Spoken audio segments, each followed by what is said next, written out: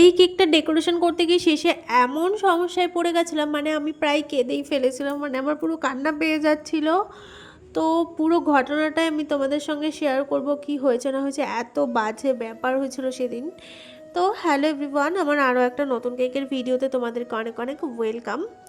তো তোমরা যে কোনো পারপাস, মানে বার্থডে অ্যানিভার্সারি যে কোনো পারপাস আমার কাছে কেক অর্ডার করতে পারো। তার জন্য অবশ্যই আমার স্ক্রিনে দেওয়া নাম্বারে আমার সঙ্গে কন্ট্যাক্ট করে নিতে হবে, অথবা আমার মেসেঞ্জারে মেসেজ করতে পারো, সঙ্গে সঙ্গে রিপ্লাই পেয়ে যাবে। তো যাই হোক, এটা ছিল একটা গায়ে হলুদের থিম কেক। তো যেদিন নেবে তার আগের দিন আমার কাছে কিন্তু অর্ডারটা কনফার্ম করা হয় দুপুরবেলার দিকে। তো আমি আর সেই দিনকে অতটা চাপ নিইনি, কারণ সেদিনকেও আমার প্রচণ্ড কাজের চাপ ছিল। তো আমি নেক্সট দিন, মানে যেদিন নেবে তার আগের দিনকে আমি এই কেকটা কীরকম কী করতে হবে টোটালি সবটা দেখি। অ্যান্ড ওখানে একটা ফটো প্রিন্ট ছিল, মানে গায়ে হলুদের যে কাপেলগুলো হয় ওরকম টাইপ একটা ছিল। তো আমি জানি ইজিলি সেটা বের করে আনা যাবে, যেহেতু আমি এরকম প্রিন্টের কাজ তো সবসময় করা হয়। এই যে তোমরা এত কাস্টমাইজ কেক নাও, এর পেছনে যে আমাদের কতটা পরিশ্রম আছে সেটা কিন্তু তোমরা জানো না। তো যাই হোক, আমাকে ছবিটা যেমন যে দেওয়া হয়েছিল আমি কিন্তু সেরকমই করার চেষ্টায় ছিলাম, আর সেই রকমই প্রিন্টার্স থেকে বের করে ডাউনলোড করে নিয়েছিলাম।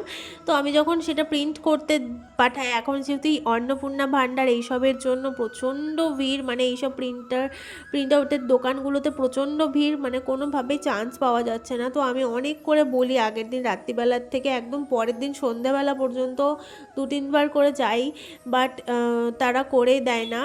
আমি কিন্তু তাদের রিপিট, মানে কি বলবো, সব সময় তাদের কাছ থেকে প্রিন্ট করাই, কিন্তু আমার সঙ্গে তারা এরকম করলো। তোমরা একবার ভাবো, যদি একটা কাজের জন্য দোকানের থেকে, মানে একটা জিনিস আনার জন্য 3-4 বার করে গিয়ে ঘুরে আসতে হয়, তখন তার মানসিক অবস্থাটা ঠিক কীরকম হয়।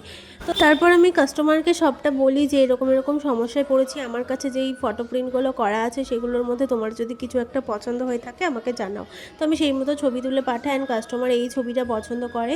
তো সেই সময় সেটাই আমাকে বসাতে হচ্ছে, কারণ এই টুকটাক কিছু প্রিন্ট আমার কাছে সবসময় অ্যাভেলেবেল থাকে আমি বেশি করে যখন করে আনি।